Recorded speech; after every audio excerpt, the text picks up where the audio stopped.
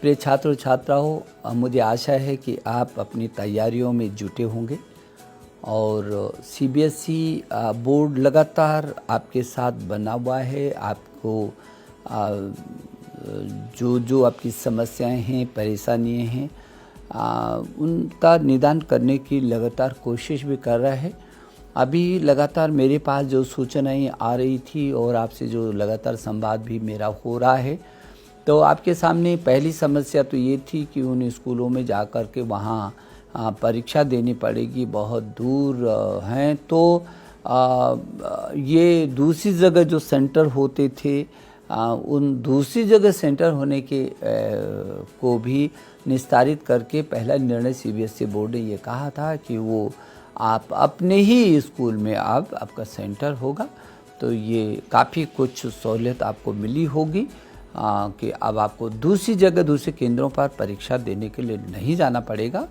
जो इंटर और high school की बची हुई परीक्षाएं हैं, लेकिन अभी जो जैसे कि जो छात्रावासों में छात्र रह रहे थे, वो उन्होंने अपने छात्रावासों को खाली करके सभी लोग अपने अपने घरों में चले गए हैं, अपने प्रदेशों में चले गए हैं।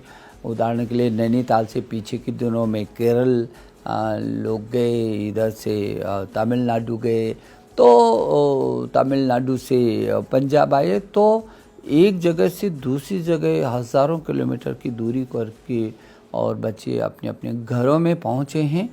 अब दूसरी बड़ी समस्या जो सामने आई है कि वो फिर उनको जाना पड़ेगा अपने स्कूल में। भले ही स्कूल में आपका अपना केंद्र हो गया, लेकिन आप तो अपने घर पर हैं।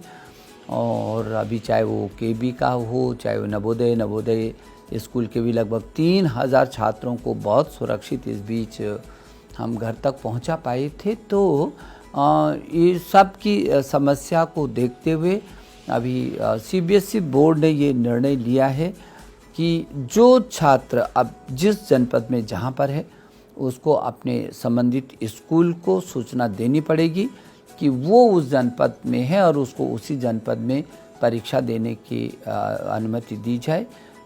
तो आप अपना जल्दी से जल्दी आप जिस जनपद में हैं अपने स्कूल को बताइए और बताइए कि आप वहीं पर परीक्षा देने वाले हैं, देना चाहते हैं।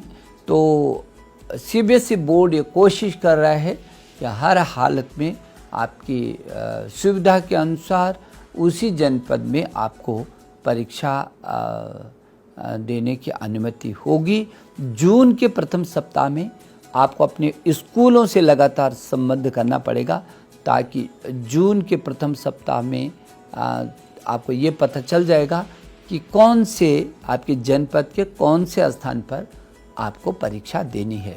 तो अब आप बहुत चिंतित मत रहिए, ये भी बहुत अच्छा निर्णय आपके पक्ष में हो गया। आप निश्चिंत होकर के पढ़ाई करिए। और मैं अभिभावकों से भी कहना चाहता हूँ कि उनको काफ़ी मानसिक दबाव रहा होगा, चिंतित रहे होंगे कि अब जब परीक्षाएं होंगी तो बच्चों को सैकड़ों किलोमीटर, हज़ारों किलोमीटर दूर किस तरीके से वो जाएगा और फिर कैसे करके परीक्षा को देगा। तो आपकी भी ये चिंता कम हुई है। अब आप पूरी तन्मयता के साथ छात्र के साथ जुटे होंगे, मुझे आशा है।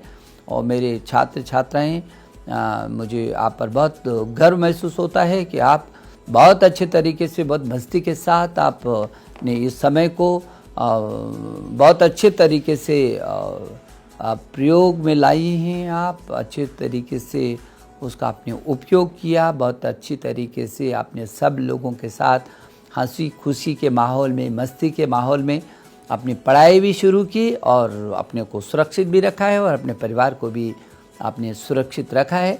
तो मैं फिर आपको शुभकामना दे रहा हूँ कि जो अगला एक के बाद एक, एक के बाद एक, एक के बाद एक जो आपके पक्ष में ये निर्णय हो रहे हैं, ये आप इनसे खुश तो होंगे ही, लेकिन उन निर्णयों को अपनी और अच्छी योग्यता बढ़ाने की दिशा में आप और मेहनत कर रहे होंगे। मुझे आशा है, भरोसा भी है आप पर कि आप बहुत जो आपके प्रश्न पत्र होने वाले हैं भविष्य में, उसको बहुत अच्छी तरीके से आप देंगे। मैं एक बार फिर आपको शुभकामना देता हूँ।